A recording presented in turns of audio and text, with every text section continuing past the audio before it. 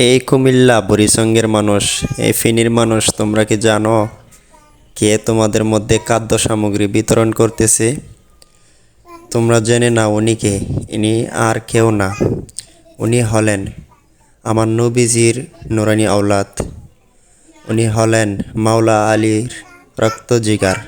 ইনি হলেন ইমাম হাসান ইমাম হুসাইন রাদিয়াল্লাহু তাআলা আনহুর নয়নমণি, যিনিকে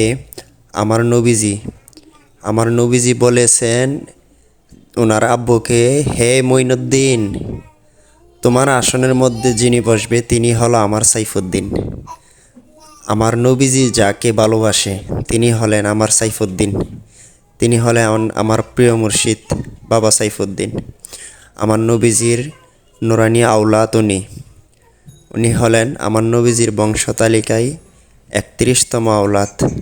হে বাংলার মানুষ, তোমাদের কপাল ধন্য, তোমাদের মধ্যে এমন একজন ব্যক্তি আগমন করেছে, তোমাদের মধ্যে এমন একজন ব্যক্তি এসেছে।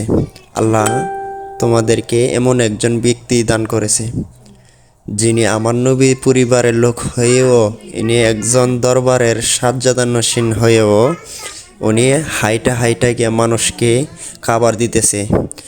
এটাই হলো আমার নবীজির আমার নবী যে দয়াবান ছিল, আমার নবী কেমন ছিল, আমার নবীজি মানুষকে কতটুকু ভালোবাসতো, ওনাকে দেখলেই বোঝা যায়।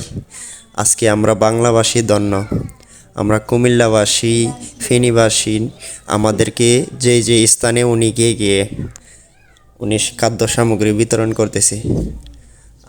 আমাদের কপালটা অনেক ভালো, আওলাদের রসুল আমাদেরকে সাহায্য করতেছে। আহা, আমরা তো আমাদের জীবনে কোনোদিন নবীকে দেখি নাই, সাহাবী দেখি নাই।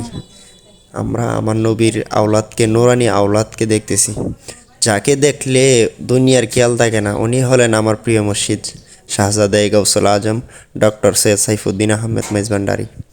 আল্লাহর তাজাল্লিয়াত ওনার চেহারার মধ্যে দেখা যায়। আমার নবীজি কত সুন্দর ছিল, ওনাকে দেখলেই একমাত্র বোঝা যায়। আমাদের জীবন ধন্য, আমরা বাংলাভাষী ধন্য, ওনার মতো একজন ব্যক্তিকে পেয়ে আমরা ধন্য হয়ে গেছি।